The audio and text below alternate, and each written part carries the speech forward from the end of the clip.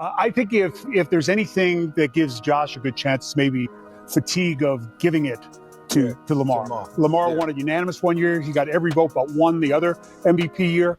Josh has certainly done a lot, and so has Saquon. I'm interested. How do you weigh those two seasons relative to one another right now? We just saw Lamar Jackson on Christmas do some special things as well. What does that race look like to you?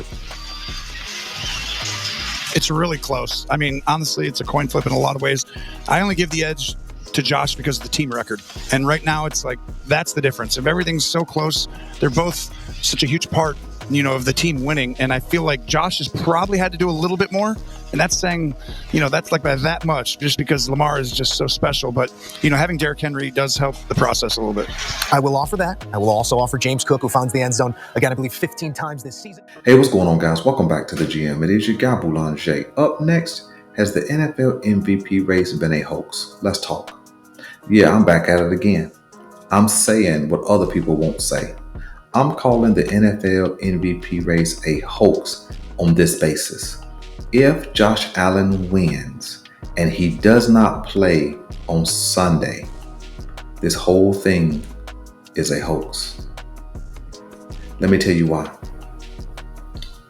You see, strolling through some articles last night, checking some scores and checking some NFL injury updates, I ran across this article.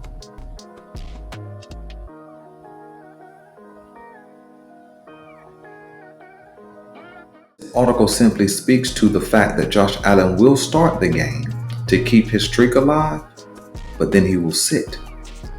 And if Josh Allen starts but sits, making no statistical contribution to this weekend's performance, that means if he wins, it was already decided. You see, because if Lamar Jackson is gaining and Saquon Barkley has the potential to break the all-time rushing record, and then Joe Burrow has a chance to get into the playoffs with some help and a win, and then one of the biggest games of the season is also this weekend also, but Josh Allen sits and still wins, it feels a little bit hoaxery. It feels a little bit like a manipulation. It feels a little bit like it was a pre-selected foregone conclusion that when Joe Burrow couldn't win it, then we had to give it to Josh Allen, sort of a pre-selected chosen face of the league. You see, let me get into the candidates, and then I'm going to introduce two other guys who are more legitimate candidates than some of these guys on the list. You see, Josh Allen is the leader right now for the MVP. Okay, he does have some team success, and he does have some personal accomplishments. He's leading the league in rushing touchdowns for a quarterback, but that's about it. He doesn't have an elite level of a completion percentage, but his candidacy is based on winning with less talent. But winning with less talent can be factored into playing one of the weaker schedules and being in one of the weakest divisions. You see, when you look at the AFC East, the Miami Dolphins, not a playoff team. The New England Patriots, not a playoff team, have 3 wins. The New York Jets, not a playoff team, have 4 wins. So that's 6 games on your schedule. And when you look at the other competition that he faced, it's not, really that grand. 4 out of the 17 teams he's played, well, actually 4 out of 16 if he doesn't play this weekend, 4 of the teams are only playoff worthy. But I'm not going to knock him. You have to play who you play, right? Ain't that what we say? You have to play who you play. But he hasn't played great against those less than adequate teams. He hasn't played great. He didn't play great against New England. And they try to prop him up as he balled out this past weekend against the New York Jets, but the Jets had quit. Aaron Rodgers was trash. And that's what he was supposed to do, right? When you look at his last 5 games, he's performed very well, but he hasn't elevated his game. And so to hold on to this candidacy based on one play against the Chiefs is crazy unless it's a foregone conclusion. Pre-selected, I might add. You see, when I look at the second candidate, who is Lamar Jackson, is going to have a career season in passing yards, a career season in passing touchdowns, and a career season in passer completion, a career season in yards per pass, a career low in interceptions, a career high in passer rating or QBR. I can't remember which one it is. Matter of fact, he has the potential to break the all-time record. But none of that makes you the leader? Oh, well, that's right. We have to cast out statistics and we have to degrade or downgrade his candidacy because he's playing with a better team. Saquon Barkley, his whole MVP candidacy is based on if he breaks the all-time rushing record. So we're talking about 100 yards, basically. If he's not the MVP after breaking the 200-yard threshold, then why would 100 yards and the all-time record legitimize his MVP candidacy? I don't think he wins the MVP. I think he wins the Offensive Player of the Year. But if 100 yards makes the difference, then that means this weekend will matter. Right? Joe Burrow, dark horse. Now, he currently sits with an 8-8 record. And some people have validated his candidacy because he's put up some good offensive numbers. He leads the league in passing yards. He leads the league in passing touchdowns. How should we view Joe's season? So, number one, no one is throwing the football better than Joe Burrow in the NFL. Number two, this is the best offense in the NFL. And number three, this is one of the great quarterbacking seasons in the history of the NFL. Will it get him into the playoffs? We'll see. And if it doesn't get them into the playoffs, if this offense and this quarterback doesn't get into the playoffs, it is one of the great failures in the history of the league. That is not hyperbolic. It's their defense's fault. Correct. Their defense has played improved football recently. But if they don't get in, it is one of the great failures when it comes to losing or wasting that individual performance. I'd also say it would be the same case for Jamar Chase. It's one of the great receiving seasons that we've seen in a while. And if that doesn't get in, it's wasted. If it does get in, I think it would be very difficult not to have him very much so in that MVP conversation. Wonderful. He also has the best combination of wide receivers in the entire league, which he's played with his entire career. Well, which he's played with almost his entire career. So that does help. So if you downgrade Lamar Jackson for playing with a better team, then you also have to downgrade Joe Burrow because he's playing with two elite offensive weapons, which then makes the tight end better, which then makes the slot receiver better, which then makes the running back better, because now your wide receivers command so much attention. But they haven't downgraded Joe Burrow's candidacy. In fact, his candidacy has risen even though he's only at an 8-8 record. He's on a 5-game win streak. That's interesting. 5-game win streak only brought you to 8-8. Oh, well, Belanger, Joe Burrow, he played with a bad defense all year long. That sounds real convenient. You know what that means? He should have got off to a better start. See, historically, Joe Burrow and the Cincinnati Bengals get off to a bad start. He should have started 0-3.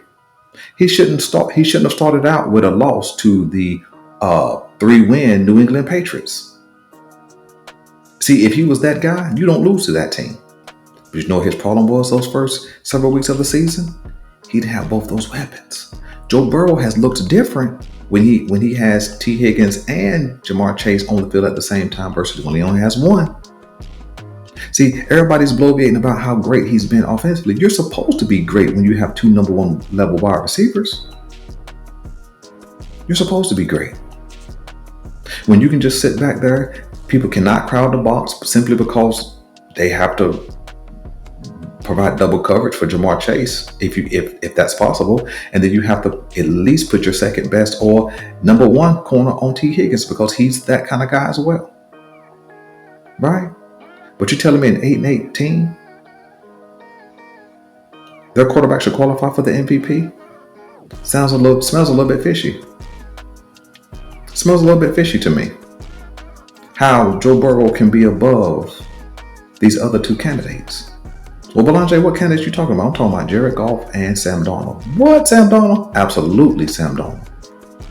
You see, Sam Darnold has the same narrative or part of the same narrative as the leader, Josh Allen.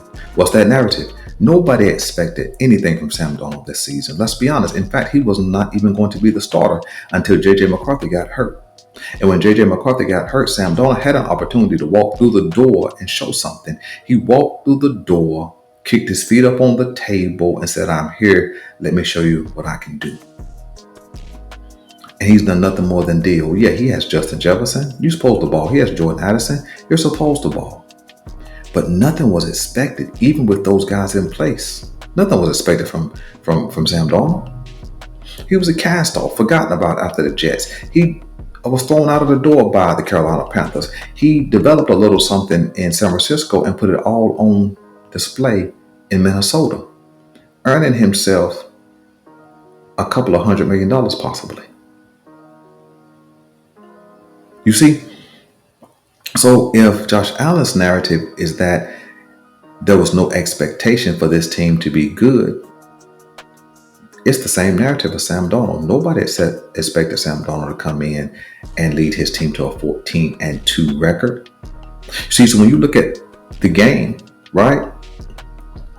He's balling, he's dealing. When you look at the when you look at the team success, they're 14-2. That's better than the Josh Allen record. And when you look at Sam Darnold statistically, he's also above Josh Allen. So why isn't he higher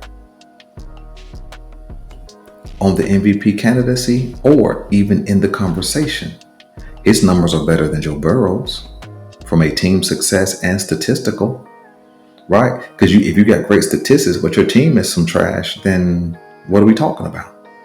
Even Jared Goff was disqualified because he's played with the most complete roster in the league, but that roster has been breaking down over the last 8 games.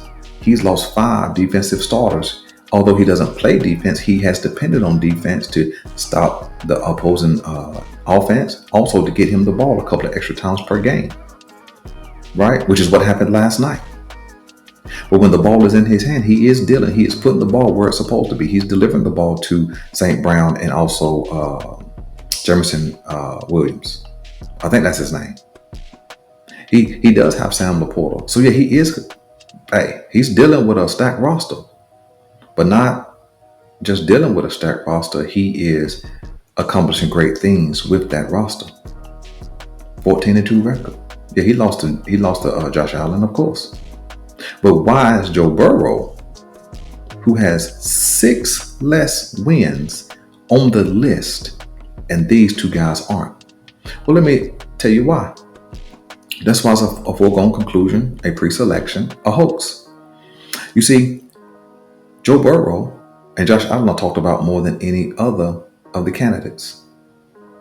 And specifically Sam Darnold and Jared Goff, who have better records, similar statistics, they're not talked about because they can't be the face of the league.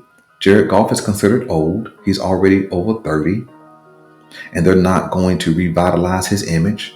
He's just going to be just another guy. And then Sam Darnold is a cast-off. He's on his 4th team.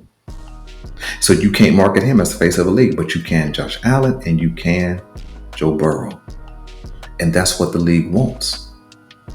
And if you don't think the league influences sports media because they all contractually have ties together. See, ESPN can only talk about the NFL if there's a contract. ESPN can only show NFL games unless there's what? A contract. So the NFL has somewhat of a say-so over how the league is marketed and who is marketed on the ESPN platform, the largest sports platform in the world. Same thing for Fox. Fox can't show NFL games unless what?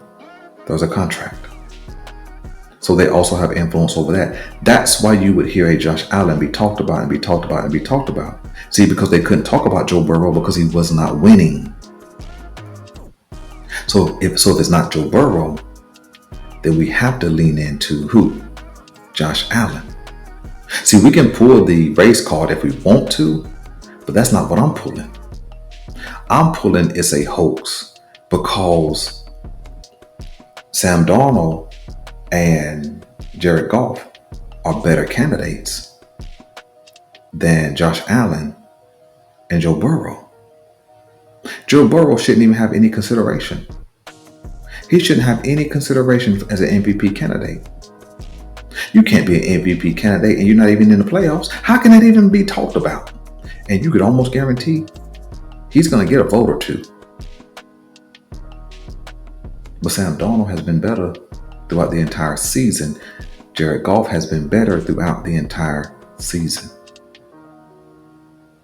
And if you want to throw in that Joe Burrow has had to carry a poor defense for most of the season, one or two things is true then. You should have scored more points, or that would elevate Lamar Jackson's candidacy as the MVP. Why? Because from week 1 through week 11, he was having to carry the worst pass defense in the entire league. That's true. Check the stats. In fact, we were so bad, even though we've improved over the last 5 games, we're still number 28 in pass defense. That's how bad we were. See, so when you talk about Lamar Jackson playing with more, that defense created a deficit. So really it sounds like the MVP candidates should be leading between Lamar, Jared Goff, and Sam Darnold. Because team success is in place, individual success is in place, and clutch performance is also in place. See, that doesn't dismiss that Josh Allen is good. I don't know Josh Allen, right? I don't know any player, but I do know football. And I do know that this thing leans in the direction of manipulation. Because when you check the stats mixed in with team success, this thing is out of order. See, in some aspects, they try and invalidate statistics. But then when you need the statistics to validate the argument, you bring in statistics. To close, in my opinion, the winner of that NFC game between Detroit and Minnesota this weekend, that quarterback should be the MVP. Because they're going to have the second best record in all of football. They're going to have a first round bye, and they're going to have the statistics to validate their candidacy. See, that doesn't dismiss my guy, Lamar Jackson, who's going to be the first of a kind after this weekend. I'll discuss that later on this week. But whoever wins that game, they're going to have it all. Team success, personal numbers, and playoff seeding. They're going to have it all. And so if Josh Allen doesn't play this weekend and he still wins, this whole thing has been a hoax. I'm Miguel Boulanger. This is the GM, and I'm out.